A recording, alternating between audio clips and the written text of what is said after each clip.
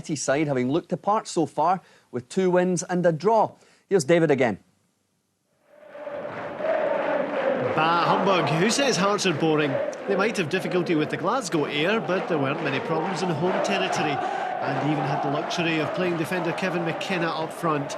It might have been a move of desperation from Craig Levein, but it seemed to work, and early on there were signs of a healthier heartbeat. Colin Cameron so often in the thick of the action. He'd scored Hearts 2 goals this season already, and he made it 3 with another spectacular effort. Picked out by Steve Fulton, he made a difficult chance look easy.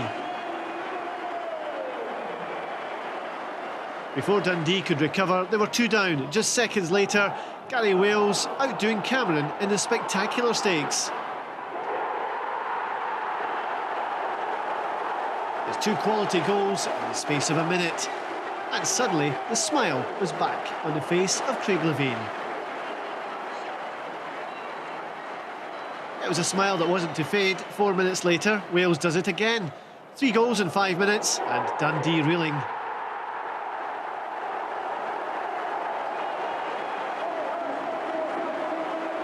But it was a changed Dundee side after the break, and Beto Carranza demonstrated their determination to get back into the game.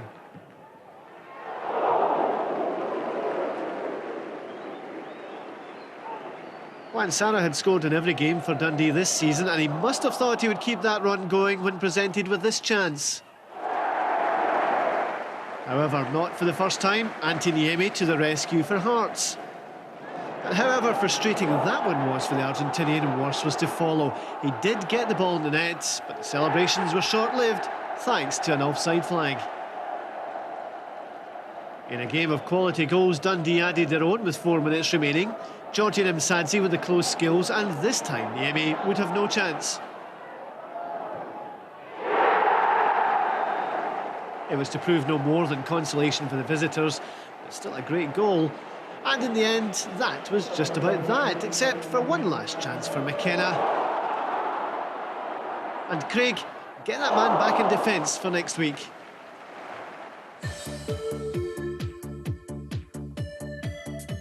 Well, Hearts proving that those were one-off tactics last week, and probably justified at the time, to be fair to them, but they proved yesterday, Graham, that back at home they can attack and score goals. Yeah, gosh, they certainly got dog's abuse for what happened at Parkhead last week. The whole thing's debatable. I mean, you know, trying to get a good result over and against entertaining, but they certainly came back yesterday. That was an excellent goal from Cameron, very quick free kick from Fulton, and blink and you miss it, took it in the half volley. Low shot. Yeah, it was. I mean, I think this whole result will be a relief for Craig Levein, because if anything had gone wrong yesterday, Jim, you know, that early season pressure and anxiety starts to set in. So Hearts needed this result. Whereas probably Dundee can afford to have a defeat on the report card at the moment, because they have started so well. They have. They've started well, and they've always had this slight aberration about them, Dundee. They've got a collection of gifted players, but sometimes they don't make a sum together, a cohesive sum. And that kind of lets them down. I think when they all gel together, they're very effective. But sometimes, like yesterday, it just goes wrong for them. Yeah, much better result for Hearts yesterday. Now, the